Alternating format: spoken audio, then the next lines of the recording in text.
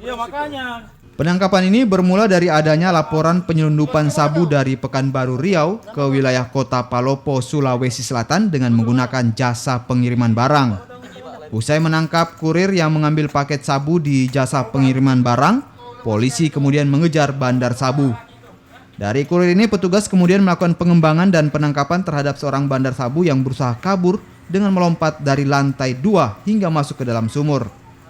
Selain kedua pelaku, polisi juga menyita barang bukti sabu kristal bening seberat 168,7 gram, serta menyita kemasan pasta gigi yang menjadi wadah penyelundupan dan uang tunai sebesar 7 juta rupiah. Kini kedua tersangka terancam pidana 20 tahun penjara.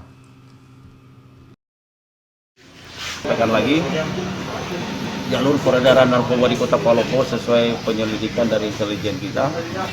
Ya, ini kita juga tidak sangka kalau ada dari Pekanbaru langsung ke Palopo. Jadi setelah beberapa minggu kemarin kita lidik, oh ternyata betul. Nah selama ini peredarannya kan masih seperti biasa saja. Dari Parepare, ada dari Makassar, masuk ke Sengkang, masuk ke sini, Toraja, ke sini. Itu saja sebenarnya peredaran yang masih normal, masih seperti itu dari dulu.